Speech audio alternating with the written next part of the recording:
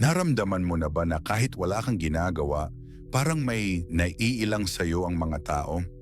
Parang may tensyon kapag pumasok ka sa isang kwarto. Hindi ka maingay, hindi ka mayabang, pero ramdam ka. Akala ng iba, suplado ka. Akala ng iba, may tinatago ka. Pero ang totoo, hindi nila maipaliwanag kung bakit iba ka kumilos. Sa video na ito, hindi kita tuturuan kung paano makibagay. Ipapakita ko kung bakit hindi ka talaga ginawa para makibagay. Ito ang siyam na katangian ng lalaking sigma. Hindi uso, hindi palabas.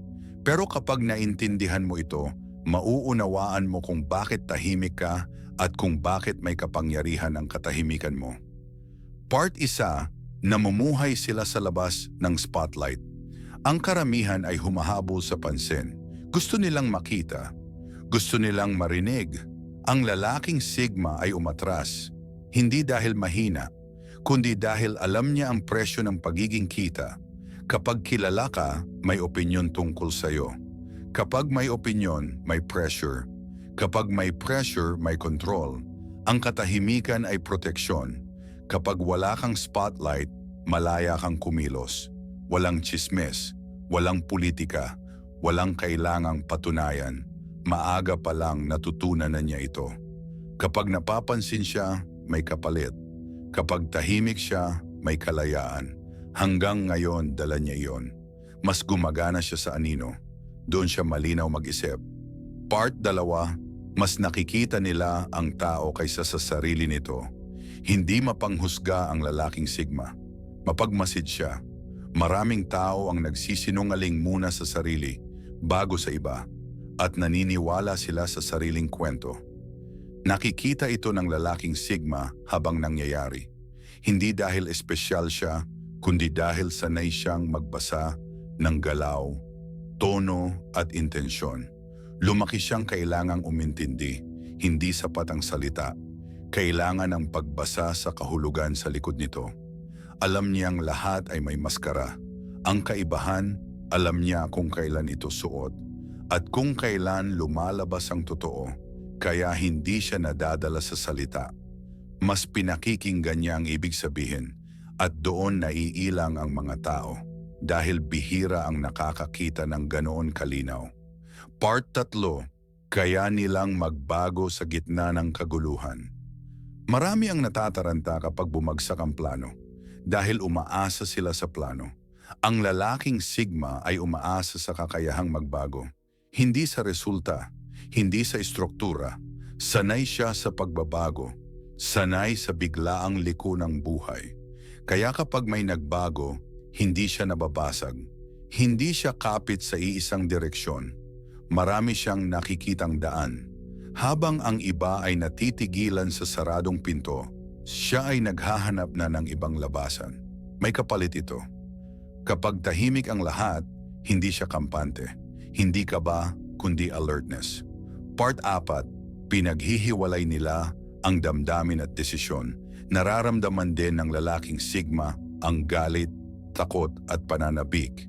Hindi siya immune. Ang kaibahan ay ang susunod na hakbang, humihinto siya. Hindi dahil wala siyang pakialam, kundi dahil ayaw niyang gumawa ng problemang siya rin ang aayos. Alam niya na ang lakas ng emosyon ay hindi sukatan ng tamang desisyon. Kaya naglalagay siya ng espasyo. Isang sandali bago magsalita.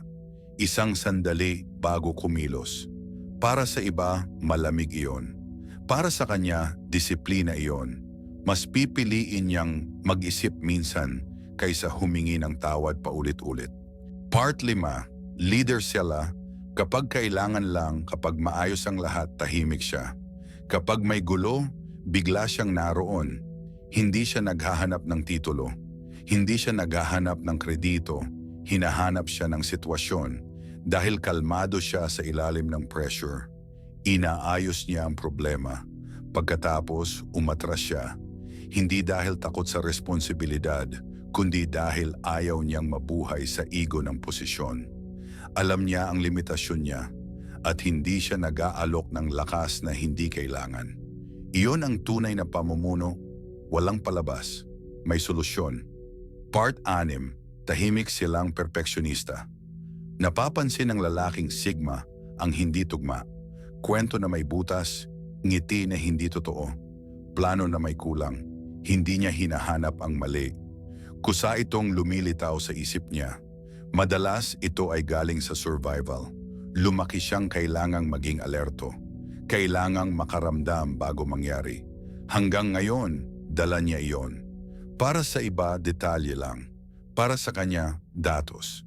At dito naiilang ang mga tao dahil ayaw ng tao na may nakakakita ng bitak sa maskara. Part 7.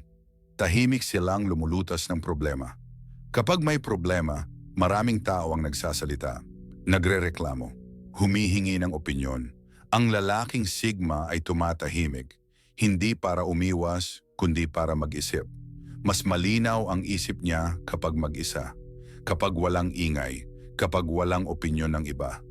Doon lumalabas ang solusyon, hindi sa group chat, hindi sa emosyon. Para sa iba, malamig iyon. Para sa kanya, respeto iyon sa problema. Kapag nagsalita siya, handa na. Hindi para punan ang katahimikan, kundi para tapusin ang isyu.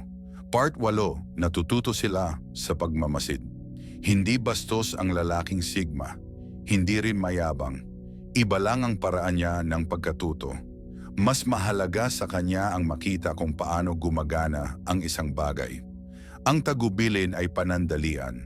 Ang obserbasyon ay pangmatagalan. Maaga niya itong natutunan. Kaunting gabay, maraming sariling intindi. Kaya mas tiwala siya sa nakikita kaysa sa sinasabi. Para sa iba, ego iyon. Para sa kanya, lohika iyon. Kapag naintindihan niya ang pundasyon, walang makakaalis ng kaalamang iyon. Part 9, mas malalim ang isip nila kaysa kilos. Akala ng iba, wala siyang ginagawa. Ang totoo, nagmamapa siya. Iniisip niya ang epekto bago ang galaw. Hindi siya mabagal. Masinsin siya. Sanay siyang tumingin sa ilang hakbang sa unahan. Kung ano ang mangyayari kapag gumana, kung ano ang masisira kapag hindi, ito ay natutunan mula sa pagkakamaling may presyo, mula sa pagmamasid sa iba na sumugod at natalo. Mas gusto niyang gumalaw ng minsan na tama kaysa gumalaw ng paulit-ulit para mag-ayos. Iyon ang estratehiya, hindi pag-aalinlangan. Ending, kung ikaw ay Sigma, hindi mo kailangang baguhin ang sarili mo para tanggapin ka. Ang katahimikan mo ay hindi kahinaan. Ang pag-iisa mo ay hindi kakulangan. At ang malalim mong pag-iisip ay hindi pag-aaksaya ng oras. Hindi ka ginawa para sa ingay, ginawa ka para sa direksyon. Habang ang mundo ay nagmamadali, ikaw ang gumagalaw ng tama isang beses na may saysay.